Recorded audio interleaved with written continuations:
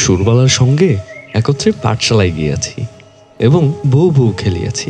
তাহাদের বাড়িতে গেলে সুরবালার মা আমাকে বড় যত্ন করিতেন এবং আমাদের দুইজনকে একত্র করিয়া আপনা আপনি বলা বলি করিতেন। আহা, দুটিতে বেশ মানায়। ছোট ছিলাম, কিন্তু কথাটার অর্থ একরকম বুঝিতে পারিতাম।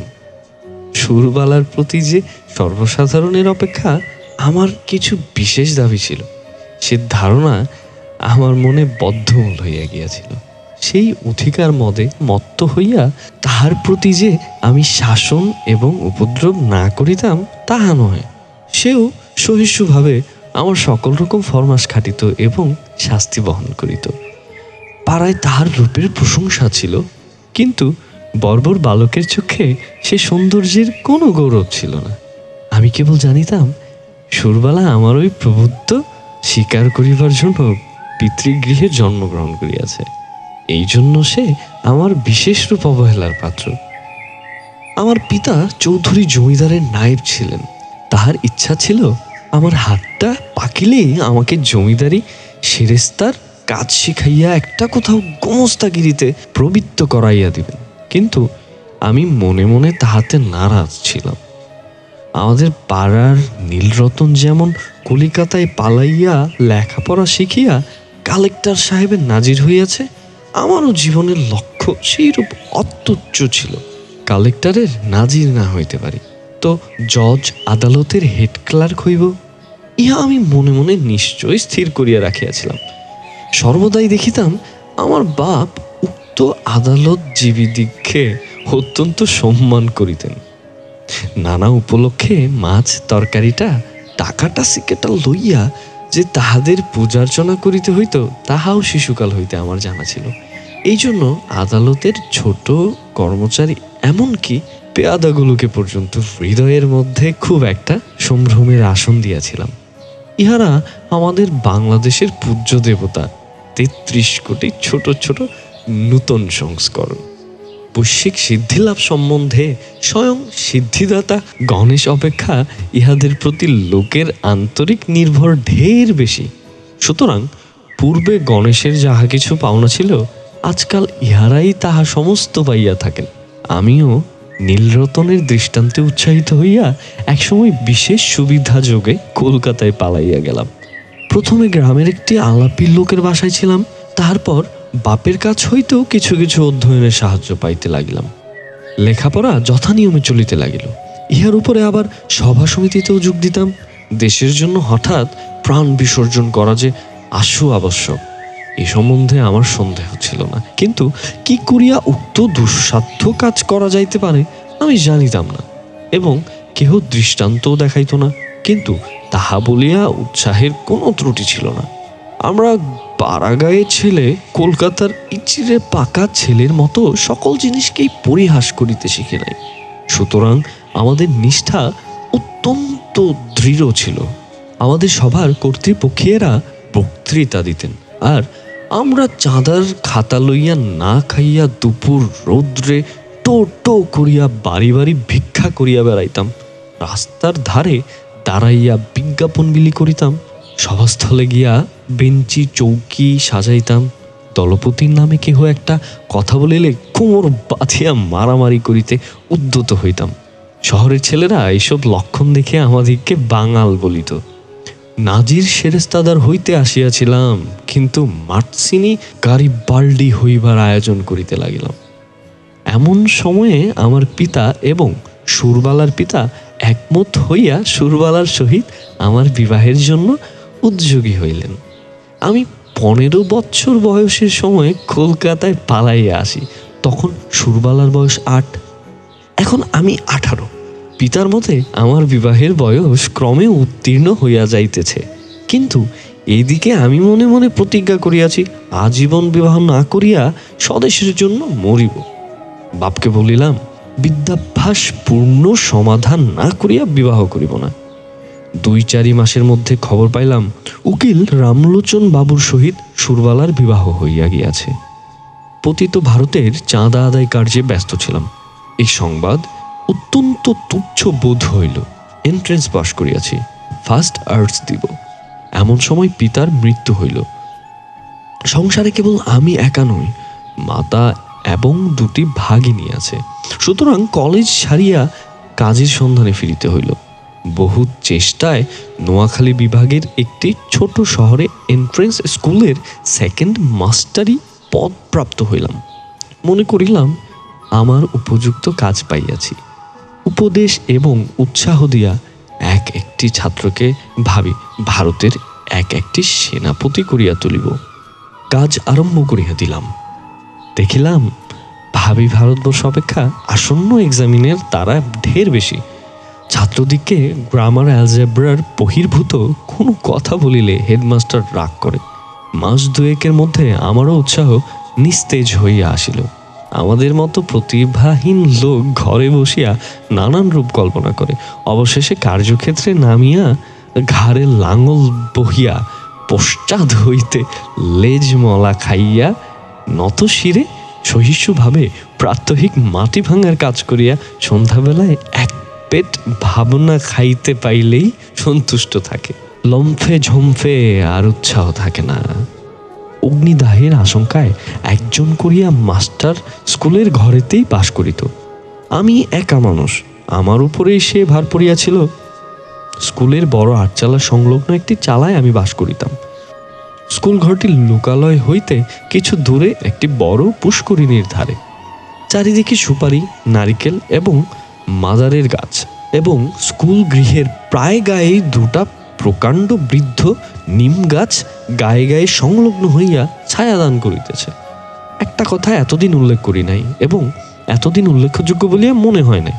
এখনকার সরকারি উকিল রামলোচন রায়ের বাসা আমাদের স্কুল ঘরের অনতি দূরে, এবং তাহার সঙ্গে তাহার স্ত্রী আমার বাল্যসখী সুরবালা ছিল, তাহা আমার জানা ছিল। রামলোচন বাবুর সঙ্গে আমার আলাপ হইল। সুরবালার সহিত বাল্যকালে আমার জানাশোনা ছিল, তাহা রামলোচন বাবু জানিতেন কি না জানি না। আমিও নূতন পরিচয়ে সে সম্বন্ধে কোনো কথা বলার সঙ্গত বোধ করিলাম না, এবং সুরবালা যে কোনো কালে আমার জীবনের সঙ্গে কোনো রূপে জড়িত ছিল সে কথাও আমার ভালো করিয়া মনে উদয় হইল না। একদিন ছুটির দিনে রামলোচন বাবুর বাসায় তাহার সহিত সাক্ষাৎ করিতে গিয়াছি। মনে নাই কি বিষয়ে আলোচনা হইতেছিল, বোধ করি বর্তমান ভারতবর্ষের দুরবস্থা সম্বন্ধে। তিনি যে সেজন্য বিশেষ চিন্তিত এবং ম্রিয়মাণ ছিলেন তাহা নহে, কিন্তু বিষয়টা এমন যে তামাক টানিতে টানিতে এ সম্বন্ধে ঘণ্টাখানেক দেড়েক অনর্গল শখের দুঃখ করা যাইতে পারে। এমন সময়ে পাশের ঘরে অত্যন্ত মৃদু একটু চুরির টুংটাং, কাপড়ের একটুখানি খসখস এবং পায়েরও একটুখানি শব্দ শুনিতে পাইলাম। বেশ বুঝিতে পারিলাম জানালার ফাঁক দিয়া কোনো কৌতূহলপূর্ণ নেত্র আমাকে নিরীক্ষণ করিতেছে। তৎক্ষণাৎ দুখানি চোখ আমার মনে পড়িয়া গেল বিশ্বাস, সরলতা এবং শৈশব প্রীতিতে ঢল ঢল দুখানি বড় বড় চোখ, কালো কালো তারা, ঘনকৃষ্ণ পল্লব, স্থির স্নিগ্ধ দৃষ্টি। সহসা হৃৎপিণ্ডকে কে যেন একটা কঠিন মুষ্টির দ্বারা চাপিয়ে ধরিল এবং বেদনায় ভিতরটা টনটন করিয়া উঠিল। বাসায় ফিরিয়া আসলাম, কিন্তু সেই ব্যথা লাগিয়া রহিল। লিখি পড়ি, যাহা করি কিছুতেই মনের ভাব দূর হয় না। মনটা সহসা একটা বৃহৎ বোঝার মতো হইয়া বুকের শিরা ধরিয়া দুলিতে লাগিল। সন্ধ্যাবেলায় একটু স্থির হইয়া ভাবিতে লাগিলাম, এমনটা হইল কেন? মনের মধ্য হইতে উত্তর আসিল, তোমার সে সুরবালা কোথায় গেল? আমি প্রত্যুত্তরে বলিলাম, আমি তো তাহাকে ইচ্ছা করিয়া ছাড়িয়া দিয়াছি, সে কি চিরকাল আমার জন্য বসিয়া থাকিবে? মনের ভিতরে কে বলিল, তখন যাহাকে ইচ্ছা করিলেই পাইতে পারিতে, এখন মাথা খুঁড়িয়া মরিলেও তাহাকে একবার চক্ষে দেখিবার অধিকারটুকু পাইবে না। সেই শৈশবের সুরবালা তোমার যত কাছেই থাকুক, তাহার চুরির শব্দ শুনিতে পাও, তাহার মাথা ঘষার গন্ধ অনুভব করো, কিন্তু মাঝখানে বারবার একখানি করিয়া দেয়াল থাকিবে। আমি বুঝিলাম, তা থাক না, সুরবালা আমার কে? উত্তর শুনিলাম, সুরবালা আজ তোমার কেহই নয়, কিন্তু সুরবালা তোমার কি না হইতে পারিত? এ কথা সত্য, সুরবালা আমার কি না হইতে পারিত? আমার সবচেয়ে অন্তরঙ্গ, আমার সবচেয়ে নিকটবর্তী, আমার জীবনের সমস্ত সুখ দুঃখ ভাগিনী হইতে পারিত। সে আজ এত দূর, এত পর, আজ তাহাকে দেখা নিষেধ, তাহার সঙ্গে কথা কওয়া দোষ, তাহার বিষয়ে চিন্তা করা পাপ।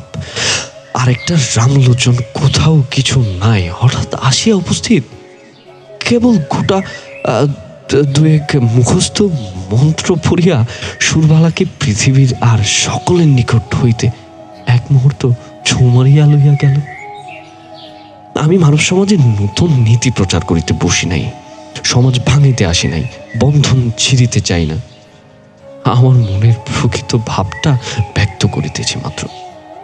আমার মনে যে সকল ভাব উদয় হয়, তাহার কি সবই বিবেচনা সঙ্গত?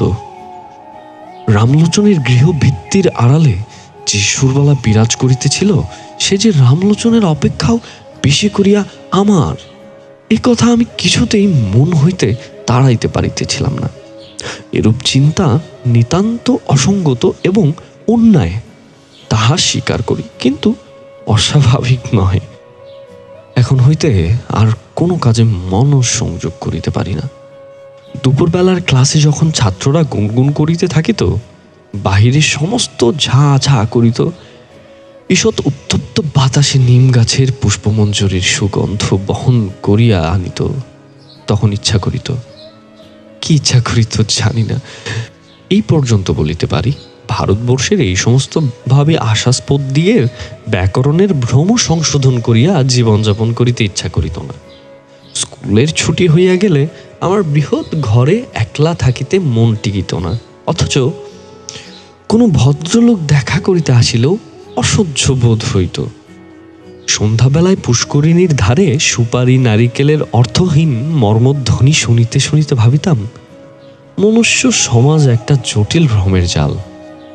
ঠিক সময়ে ঠিক কাজ করিতে কাহারও মনে পড়ে না, তাহার পরে ব্যাঠিক সময়ে ব্যাঠিক বাসনা লইয়া অস্থির হইয়া মরে। তোমার মতো লোক সুরবালার স্বামীটি হইয়া বুড়া বয়স পর্যন্ত বেশ সুখে থাকিতে পারিত। তুমি কি না হইতে গেলে গাড়ি বাল্ডি, এবং হইলে শেষে একটি পাড়াগে স্কুলের সেকেন্ড মাস্টার। আর রামলোচন রায় উকিল, তাহার বিশেষ করিয়া সুরবালারই স্বামী হইবার কোনো জরুরি আবশ্যক ছিল না। বিবাহের পূর্ব মুহূর্ত পর্যন্ত তাহার পক্ষে সুরবালাও যেমন, ভাবশঙ্করীও তেমন। সেই কিনা কিছুমাত্র না ভাবিয়া চিন্তা বিবাহ করিয়া সরকারি উকিল হইয়া দিব্য 5 টাকার রোজগার করিতেছে। যেদিন দুঃখে ধোয়ার গন্ধ হয়, সেদিন সুরবালাকে তিরস্কার করে, যেদিন মন প্রসন্ন থাকে, সেদিন সুরবালার জন্য গহনা গড়াইতে দেয়। বেশ মোটা সোটা, চাপকান পরা, কোনো অসন্তোষ নাই।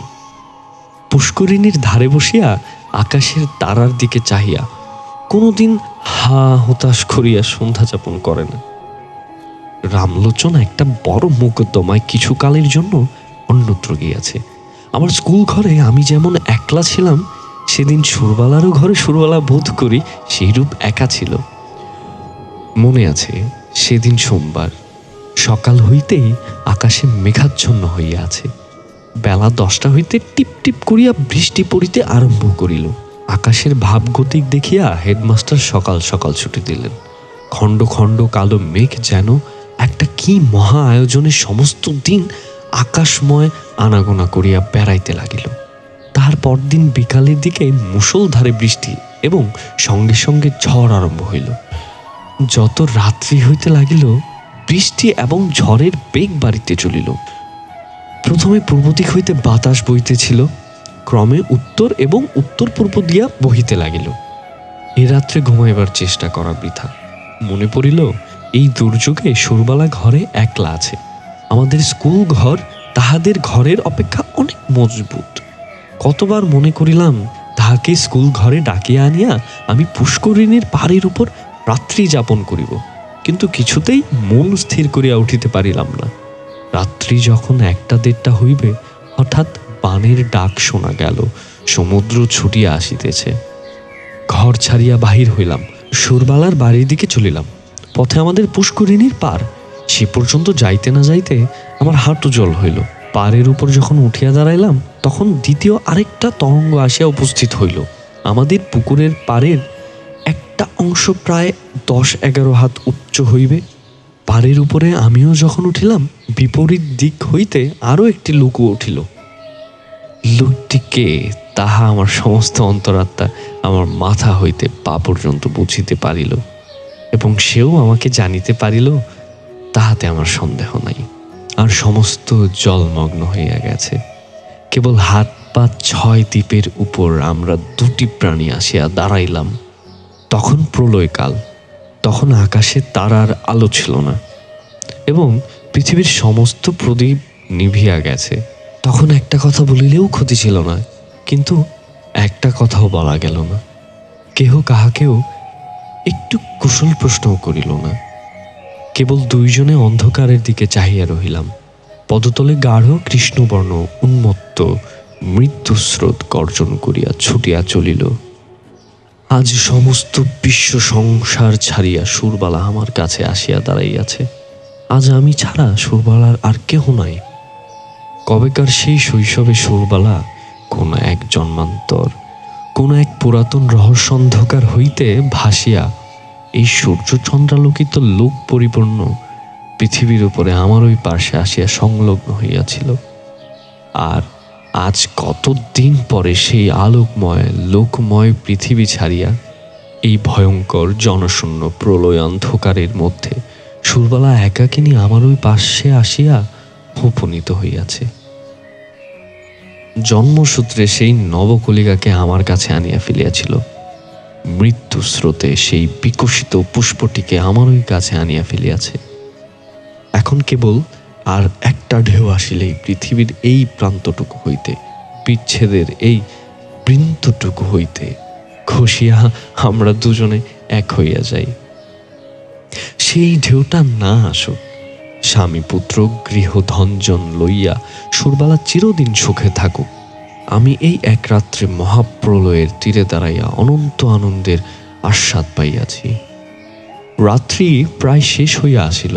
ঝড় থামিয়া গেল, জল নামিয়া গেল। সুরবালা কোনো কথা না বলিয়া বাড়ি গেল। আমিও কোনো কথা না বলিয়া আমার ঘরে গেলাম। ভাবিলাম, আমি নাজিরও হই নাই, ফেরেশতাদারও হই নাই, গাড়ি পাল্লিও হই নাই। আমি এক ভাঙা স্কুলের সেকেন্ড মাস্টার। আমার সমস্ত ইহজীবনে কেবল ক্ষণকালের জন্য একটি অনন্ত রাত্রির উদয় হইয়াছিল। আমার আয়ুর সমস্ত দিন রাত্রির মধ্যে সেই একটি মাত্র রাত্রি আমার তুচ্ছ জীবনের একমাত্র চরম সার্থকতা।